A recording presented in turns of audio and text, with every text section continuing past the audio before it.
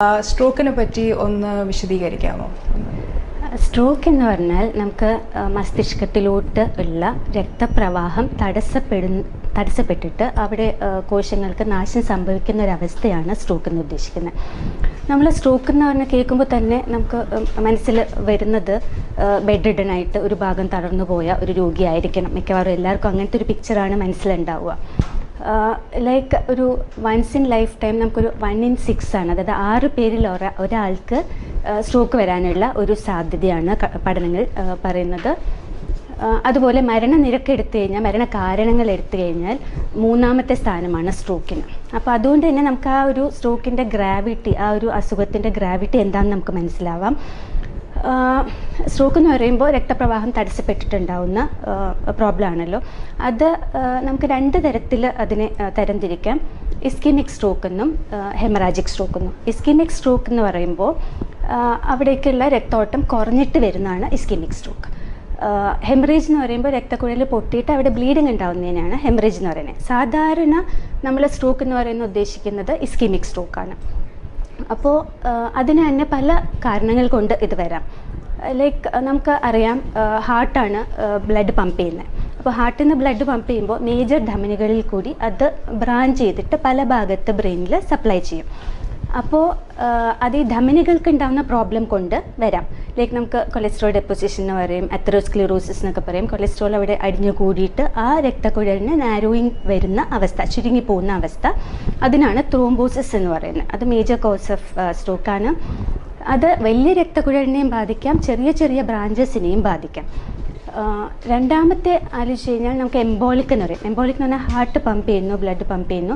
അവിടെ എന്തെങ്കിലും ഒരു ക്ലോട്ട് ഉണ്ടെങ്കിൽ, ഫോർ എക്സാമ്പിൾ അവിടെ ഇപ്പോൾ വാൽവിന് പ്രോബ്ലം ഉള്ള രോഗികളുണ്ടാവും, ഹാർട്ട് അറ്റാക്ക് വന്നവരുണ്ടാവും, പമ്പിങ് ഫങ്ഷൻ ഹാർട്ടിൻ്റെ പ്രോബ്ലം ഉള്ളവരുണ്ടാവും, ചിലപ്പം ഇടുപ്പിന് പ്രോബ്ലം ഉള്ളവരുണ്ടാവും, ഏട്രൽ ഫിബ്രിലേഷൻ എന്നൊക്കെ പറയും. അതുകൊണ്ട് അവിടെ ഒരു ക്ലോട്ട് വന്നാൽ അത് ഹാർട്ട് പമ്പ് ചെയ്യുമ്പോൾ അത് നാച്ചുറലി ആ ധമനികളിൽ കൂടി ആ ക്ലോട്ട് പോകും. അത് എവിടെയാണോ എത്തിപ്പെടുന്നത് അവിടെ അത് തങ്ങി നിൽക്കുകയും അങ്ങോട്ടുള്ള ബ്ലഡ് സപ്ലൈ കട്ടാവുകയും ചെയ്യും. അതിനാണ് എംബോളിക് സ്ട്രോക്ക് എന്ന് പറയുന്നത്. ഇനി വേറൊരു വിഭാഗമുണ്ട്, ലൈക്ക് നമുക്ക് പെട്ടെന്ന് ഉണ്ടാകുന്ന ഹാർട്ട് അറ്റാക്ക്, അല്ലെങ്കിൽ നമുക്ക് ഭയങ്കരമായിട്ട് ബ്ലീഡിങ് വരിക, അങ്ങനെയൊക്കെ വരുമ്പോൾ BP കുറഞ്ഞു പോവുക. അതായത് ആ പ്രഷർ, പമ്പ് ചെയ്യുന്ന പ്രഷർ കുറഞ്ഞു വരുമ്പോൾ നമുക്ക് ഈ ചെറിയ ചുരുക്കവും കൂടി ഈ വെസൽസിലുണ്ടെങ്കിൽ അതിൻ്റെ അതിർത്തി പ്രദേശങ്ങളെന്ന് പറയാം, വാട്ടർഷെഡ് ഇൻഫാക്ട്സ് എന്നാണ് പറയുന്നത്. അതിൻ്റെ സപ്ലൈ ചെയ്യുന്ന ഭാഗത്തിൻ്റെ അതിർത്തി പ്രദേശങ്ങളിൽ വാട്ടർഷെഡ് ഇൻഫാക്ട്സ് വരും. ഹൈപ്പോ പെർഫ്യൂഷൻ സ്ട്രോക്ക് എന്നാണ് അതിന് പറയുന്നത്. ഇതാണ് മേജറായിട്ട് നമുക്ക് സ്ട്രോക്ക് എന്ന് പറഞ്ഞാൽ ഉദ്ദേശിക്കുന്നത് ഇതാണ്. അപ്പോൾ ഇതിൽ പൊതുവെ കാണുന്ന ലക്ഷണങ്ങൾ എന്തൊക്കെയാണ്? ലക്ഷണങ്ങൾ എന്ന് പറഞ്ഞാൽ അത് ഡിപ്പെൻസ്, നമുക്ക് ഏത് ഭാഗത്താണ് സ്ട്രോക്ക് വരുന്നത് എന്നനുസരിച്ചിരിക്കും, എവിടെയാണ് ഈ രക്തോട്ടം കുറയുന്നത് എന്നനുസരിച്ചിരിക്കും. അതായത് ബ്രെയിനിന് പല ഭാഗങ്ങളുണ്ട്, പല ഭാഗത്തിനും വേറെ വേറെ ഫങ്ഷൻസ് ആണ്. അതായത് നമ്മുടെ കൈ അനക്കണമെങ്കിൽ, സംസാരിക്കണമെങ്കിൽ, കാഴ്ച ശക്തി കൺട്രോൾ ചെയ്യുന്ന ഭാഗം, ഇങ്ങനെ പല പല ഭാഗങ്ങളാണ്. ഏത് ഭാഗത്തോട്ടാണോ രക്തോട്ടം കുറയുന്നത് അതനുസരിച്ചിട്ടായിരിക്കും ലക്ഷണങ്ങൾ വരിക. അപ്പോൾ സാധാരണഗതിയിൽ നമ്മൾ ഫാസ്റ്റ് എന്ന് പറയും. ഫാസ്റ്റ് എന്ന് പറഞ്ഞാൽ FAST, ഫേസ്. അതായത് നമ്മൾ സാധാരണ ഒരാൾക്ക് പറഞ്ഞു കൊടുക്കുന്നത് ഇങ്ങനെയാണ്. അതായത് ഇങ്ങനെ നമുക്ക് അസ്വാഭാവികമായിട്ട് എന്തെങ്കിലും തോന്നിയാൽ ചിരിക്കാൻ പറയുക. ചിരിക്കാൻ പറയുമ്പോൾ 2 സൈഡിലും ഒരുപോലെ പോവുകയാണെങ്കിൽ നോർമലാണ്, ഒരു സൈഡ് പോകുന്നില്ല, അതായത് മുഖം കൂടിപ്പോവുക. അതുപോലെ തന്നെ എന്നുവെച്ചാൽ കൈ പൊക്കാൻ പറയുക. കൈ പൊക്കുമ്പോൾ കൈ പൊക്കാൻ പറ്റുന്നില്ല, അല്ലെങ്കിൽ കൈ പൊക്കുന്ന കൺട്രോൾ ചെയ്യാൻ പറ്റുന്നില്ല, അത്. പിന്നെ സംസാരിക്കാൻ പറയുക. സംസാരിക്കുന്നതിൽ കുഴച്ചിൽ വരിക, അല്ലെങ്കിൽ വേർഡ്സ് കിട്ടാതെ വരിക, അങ്ങനെയൊക്കെ ആണെങ്കിൽ അപ്പോൾ അത്ര പെട്ടെന്ന് തന്നെ T4 ടൈം, എത്രയും പെട്ടെന്ന് അവരെ ഹോസ്പിറ്റലിൽ എത്തിക്കുക എന്നുള്ളതാണ്.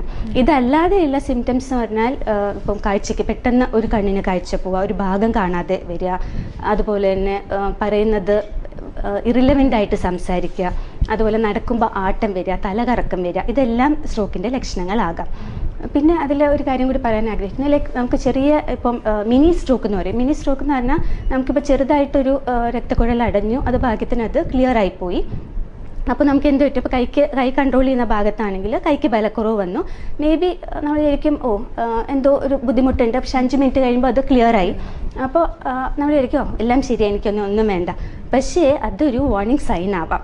അതിനാണ് ട്രാൻസിയൻറ്റ് ഇസ്കീമിക് അറ്റാക്ക് എന്ന് പറയുന്നത്. അതായത് അത് ഒരു ട്രാൻസിയൻറ്റ് ഇസ്കീമിക് അറ്റാക്ക് വന്നാൽ രണ്ടാമത് മേജർ സ്ട്രോക്ക് വരാനുള്ള സാധ്യത വളരെ കൂടുതലാണ്. അതുകൊണ്ട് ഈവൻ മിനി സ്ട്രോക്ക് ആണെങ്കിൽ പോലും അതിന് മെഡിക്കൽ അറ്റൻഷൻ കൊടുക്കണം. അതായത് എന്ത് കാരണം വെച്ചാൽ നമുക്ക് അസ്വാഭാവികമായിട്ട് എന്തെങ്കിലും തോന്നുവാണെങ്കിൽ, അതായത് ഇങ്ങനത്തെ ബലക്കുറവോ ഈ പറഞ്ഞ സിംറ്റംസ് എന്തെങ്കിലും തോന്നുവാണെങ്കിൽ ഇമ്മീഡിയറ്റ് അറ്റൻഷൻ വേണം എന്നുള്ളതാണ്. ഇതിനുള്ള ചികിത്സാ രീതികൾ മരുന്ന് കൊണ്ടാണോ അല്ലെങ്കിൽ ഓപ്പറേഷൻ സർജറി ആണോ, ഏതാണ് ആദ്യം സജസ്റ്റ് ചെയ്യുക? മീൻസ് അതിന് മുമ്പ് ഞാൻ കുറച്ച് കാര്യങ്ങൾ കൂടി പറഞ്ഞോട്ടെ. ലൈക്ക് കുറച്ച് റിസ്ക് ഫാക്ടേഴ്സ് ഉണ്ട്. ലൈക്ക് റിസ്ക് ഫാക്ടേഴ്സ് എന്ന് പറയുമ്പോൾ നമുക്ക് സാധാരണഗതിയിൽ നമ്മൾ ഉദ്ദേശിക്കുന്ന ഒരു പ്രായം കൂടിയ ഒരാൾക്കാണ് സ്ട്രോക്ക് വരാൻ സാധ്യത എന്നാണ്.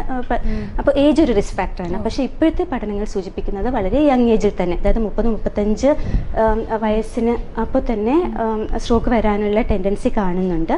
അതുപോലെ ഡയബറ്റിസ്, ഹൈപ്പർ ടെൻഷൻ, അങ്ങനെ ജീവിതശൈലി രോഗങ്ങൾ, കൂടുതലും സെഡൻറ്ററി ലൈഫ് സ്റ്റൈൽ വരുമ്പോൾ അതും അമിതവണ്ണം, പുകവലി, ഇതെല്ലാം റിസ്ക് ഫാക്ടേഴ്സാണ്. പ്ലസ് നമുക്ക് ഹാർട്ടിൻ്റെ അങ്ങനെ കുറേ കാരണങ്ങളുണ്ട്. ഇതാണ് മേജറായിട്ടുള്ള കാരണങ്ങൾ. ഇത് ഈ ഒരു അസുഖം എങ്ങനെയാണ് ഡയഗ്നോസ് ചെയ്യുക അല്ലേ? മീൻസ് ഇപ്പോൾ ഈ ലക്ഷണങ്ങൾ കണ്ടാൽ നമ്മൾ ഏറ്റവും നേരത്തെ ഹോസ്പിറ്റലിൽ എത്തിക്കുക എന്നുള്ളതാണ്. നമുക്കൊരു പ്രോപ്പർ ഹിസ്റ്ററി, ഫിസിക്കൽ എക്സാമിനേഷൻ ഉണ്ടെങ്കിൽ നമുക്ക് ഒരു പരിധി വരെ നമുക്ക് സ്ട്രോക്കാണെന്ന് പറയാൻ പറ്റും. ലൈക്ക് അതിൽ സ്ട്രോക്ക് മിമിക്സ് ഉണ്ട്. അതായത് ഷുഗർ കുറഞ്ഞു പോകുന്ന ഡയബറ്റീസ് ഉള്ളവർക്ക് ഷുഗർ ഒത്തിരി കുറഞ്ഞു പോവുകയാണെങ്കിൽ ഹൈപ്പോഗ്ലൈസീമിയ കൊണ്ട് തന്നെ ഇതുപോലത്തെ സിംറ്റംസ് വരാം. അതുപോലെ ഫിറ്റ്സ് ഉള്ള രോഗികളാണെങ്കിൽ ഫിറ്റ്സ് കഴിഞ്ഞിട്ട് നമുക്ക് ചെറിയൊരു വീക്ക്നെസ് വരാം. ടോട്സ് പാൽസി, പോസ്റ്റിക്ടൽ പാൽസി എന്നൊക്കെ പറയും. അപ്പോൾ അതൊക്കെ നമ്മൾ ആദ്യം സ്ട്രോക്ക്, അതുപോലെ കൺവേർഷൻ ഡിസോർഡർ, മാനസികമായിട്ട് പ്രോബ്ലം ഉള്ളവർക്ക് ഒരു ഭാഗം തളർന്നു വരുന്ന, അതൊക്കെ കോമൺ ആയിട്ട് കാണുന്നതാണ്. അപ്പോൾ ഇതെല്ലാം നമ്മൾ റൂൾ ഔട്ട് ചെയ്ത് നമ്മളൊരു എക്സാമിനേഷൻ കഴിയുമ്പോൾ ഒരു പരിധി വരെ നമുക്ക് അറിയാൻ പറ്റും ഇത് സ്ട്രോക്ക് തന്നെയാണ്. അപ്പോൾ ഞാൻ ആദ്യം പറഞ്ഞു, ലൈക്ക് നമുക്ക് സ്ട്രോക്ക് 2 തരത്തിലുണ്ട്, ബ്ലീഡിംഗ് ഉണ്ട്, ഇൻഫാക്റ്റ് ഉണ്ട്. അപ്പോൾ ഇതിൽ രണ്ടിൽ ഏതാണെന്ന് ആദ്യമേ ഡിഫറൻഷ്യേറ്റ് ചെയ്താലേ നമുക്ക് മുന്നോട്ട് പോകാൻ പറ്റുള്ളൂ. അതാണ് ഫസ്റ്റ് സ്റ്റെപ്പ്. അപ്പോൾ അതിൽ നമുക്ക് വേണ്ടത് ഇമേജിംഗ് ആണ്, അതായത് സ്കാനാണ്. സ്കാനിൽ 2 തരം സ്കാൻ ഉണ്ട്, CT സ്കാൻ ഉണ്ട്, MRI ഉണ്ട്. CTയിൽ നമുക്ക് വളരെ കോമൺ ആയിട്ട് അവൈലബിൾ ആണ്, അധികം പൈസ ചിലവില്ല, മിക്കവാറും എല്ലാ ഹോസ്പിറ്റൽസിൽ തന്നെയുണ്ട്. അപ്പോൾ വേഗം എടുക്കാൻ പറ്റും, അതിന് വേറെ കോൺട്രാ ഇൻഡിക്കേഷൻസ് ഒന്നുമില്ല. അപ്പോൾ CT എടുത്തു കഴിഞ്ഞാൽ നമുക്ക് ബ്ലീഡിംഗ് റൂൾ ഔട്ട് ചെയ്യാം. ഇമ്മീഡിയറ്റ് ആയിട്ട് CT എടുക്കുന്നത് നമ്മൾ ബ്ലീഡിംഗ് ഉണ്ടോ ഇല്ലയോ എന്ന് അറിയാനാണ്. ബ്ലീഡിംഗ് ഉണ്ടെങ്കിൽ ട്രീറ്റ്മെൻറ്റ് വ്യത്യാസമാണ്, സ്ട്രോക്ക് ആണെങ്കിൽ വ്യത്യാസമാണ്. പക്ഷേ സ്ട്രോക്ക് വരുന്നത് കണ്ടുപിടിക്കണമെങ്കിൽ ചിലപ്പോൾ 6 മണിക്കൂർ 24 മണിക്കൂറൊക്കെ ചിലപ്പോൾ വേണ്ടി വരും. ഇപ്പോൾ പുറകിൽ വരുന്ന ബ്രെയിൻ സ്റ്റെം സ്ട്രോക്ക് ഒക്കെ ആണെങ്കിൽ ചിലപ്പോൾ കാണുന്നേ ഇല്ല.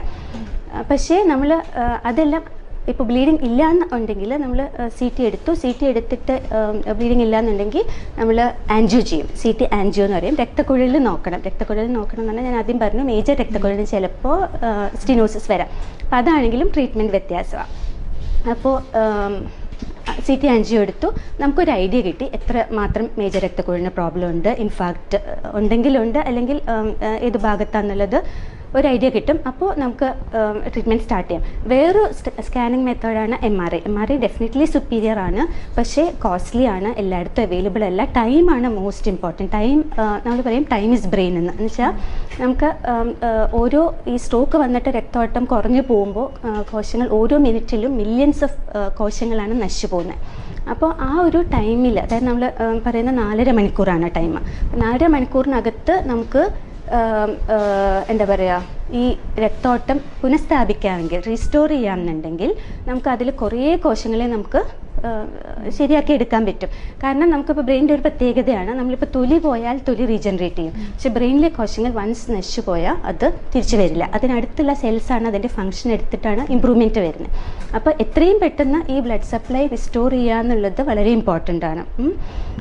അപ്പോൾ അതിന് MRI എടുക്കുമ്പോൾ അതിൻ്റെ ടൈം വേസ്റ്റ് ആവും. അതുകൊണ്ടാണ് നമ്മൾ അക്യൂട്ട് സ്ട്രോക്കിൽ MRI, അൺലെസ് നമുക്ക് ക്ലിനിക്കലി ഡിഫിക്കൽട്ടാണ് അത് പറയാൻ, സ്ട്രോക്ക് തന്നെയാണോ എന്ന് പറയാൻ ഡിഫിക്കൽട്ടി ഉണ്ടെങ്കിൽ മാത്രമാണ് MRI ആ സമയത്ത് സജസ്റ്റ് ചെയ്യുള്ളൂ. അപ്പോൾ നമ്മൾ ഇത്രയും ടെസ്റ്റ് ചെയ്യുന്നുണ്ട്. സ്ട്രോക്ക് ആണെന്നുണ്ടെങ്കിൽ അതിൻ്റെ ട്രീറ്റ്മെൻറ്റ് എന്ന് പറയുമ്പോൾ നമുക്ക് ഒന്ന് ആ രക്തോട്ടം റീസ്റ്റോർ ചെയ്യാന്നുള്ള റീപെർഫ്യൂഷൻ. അതിന് ടൈം പീരീഡ് ഞാൻ പറഞ്ഞു, വിൻഡോ പീരീഡ് 4.5 മണിക്കൂറാണ്. അതായത് ഓൺസെറ്റ് ഓഫ് സ്ട്രോക്ക് തൊട്ട് 4.5 മണിക്കൂറിനകത്താണെങ്കിൽ നമുക്കൊരു ഇഞ്ചക്ഷൻ കൊടുക്കാൻ പറ്റും. IV ത്രോംബോലൈസിസ് എന്ന് പറയും. അത് മിക്കവാറും ഇപ്പോൾ എല്ലായിടത്തും കൊടുക്കാൻ പറ്റുന്ന ഒരു ഇഞ്ചക്ഷനാണ്. അത് കൊടുത്താൽ ഒരു പരിധി വരെ ആ ക്ലോട്ട് അലിയിച്ച് കളയാൻ പറ്റും. രക്തോട്ടം ശരിയാവും, ഇമ്പ്രൂവ്മെൻറ്റ് കിട്ടും. ചിലപ്പോൾ നല്ല ഇമ്പ്രൂവ്മെൻറ്റ് കിട്ടാം, ചിലപ്പോൾ നല്ല ഇമ്പ്രൂവ്മെൻറ്റ് ഉടനെ കിട്ടിയില്ലെങ്കിൽ പോലും 3 മാസത്തെ റിക്കവറി ഡെഫിനറ്റ്ലി കൊടുക്കാത്തവരിൽ നിന്നും ബെറ്റർ തന്നെയാണ്. പിന്നെ നമുക്ക് ഈ റീപെർഫ്യൂഷൻ ചെയ്യാൻ പറ്റുന്നത് ഇപ്പോൾ മേജർ രക്തക്കുഴലിന് ബ്ലോക്ക് ഉണ്ടെങ്കിൽ ഈ ത്രോംബലൈസിസ് ചെയ്തിട്ടും ഇമ്പ്രൂവ് ചെയ്തില്ല എന്നുണ്ടെങ്കിൽ മെക്കാനിക്കൽ ത്രോംബെക്ടമി ചെയ്യാം. മെക്കാനിക്കൽ ത്രോംബെക്ടമി എന്ന് പറഞ്ഞാൽ ചെറിയൊരു വയർ ഈ രക്തക്കുഴലിൽ കൂടി കയറ്റിയിട്ട് ആ ക്ലോട്ട് എടുത്തു കളയുന്ന ഒരു ചികിത്സാ രീതിയാണ്. അപ്പോൾ ഇത് നമുക്ക് റീപെർഫ്യൂഷൻ ആ 4.5 മണിക്കൂറിനകത്ത് വന്നിട്ടുള്ള രോഗികൾക്ക് കൊടുക്കാൻ പറ്റുന്നതാണ്. അതുകൊണ്ടാണ് നമ്മൾ പറയുന്നത് എത്രയും പെട്ടെന്ന് രോഗിയെ ഹോസ്പിറ്റലിൽ എത്തിക്കുക എന്നുള്ളത് മോസ്റ്റ് ഇമ്പോർട്ടൻ്റ് ആണെന്ന്. 4 മണിക്കൂർ ചിലപ്പോൾ മെക്കാനിക്കൽ ത്രോംബെക്ടമി മേ ബി 6 മണിക്കൂർ ചിലപ്പോൾ 12 മണിക്കൂർ വരെയൊക്കെ ചിലപ്പോൾ നമുക്ക് സമയം കിട്ടുമായിരിക്കും ചെയ്യാനായിട്ട്. അപ്പോൾ അത് ചെയ്യാൻ പറ്റാത്ത രോഗികൾക്ക് പിന്നെ സ്ട്രോക്ക് പ്രിവെൻഷനാണ് പിന്നെയുള്ള ചികിത്സാ രീതി. ലൈക്ക് ഒരു പ്രാവശ്യം സ്ട്രോക്ക് വന്നാൽ രണ്ടാമത്തെ സ്ട്രോക്ക് വരാനുള്ള സാധ്യത കൂടുതലാണ്. അപ്പം നമ്മൾ സ്ട്രോക്ക് വരാതിരിക്കാനുള്ള മരുന്നുകൾ സ്റ്റാർട്ട് ചെയ്യും. പിന്നെ ബാക്കിയുള്ള ചികിത്സാ രീതി എന്ന് പറഞ്ഞാൽ എത്രമാത്രം വലുതാണ് സ്ട്രോക്ക്, ഏത് ഭാഗത്താണ് എഫക്റ്റ് ചെയ്തതിന് അനുസരിച്ചിരിക്കും. അതായത് നമുക്കിപ്പം ചിലപ്പോൾ സ്വോളോയിങ് ഫങ്ഷൻ, ഭക്ഷണം ഇറക്കാനുള്ള ബുദ്ധിമുട്ട് വരാം, ബെഡ് റിഡൻ ആയിരിക്കും, കൈയൊന്നും ഒട്ടും അനക്കാൻ പറ്റാതെ ആയിരിക്കും.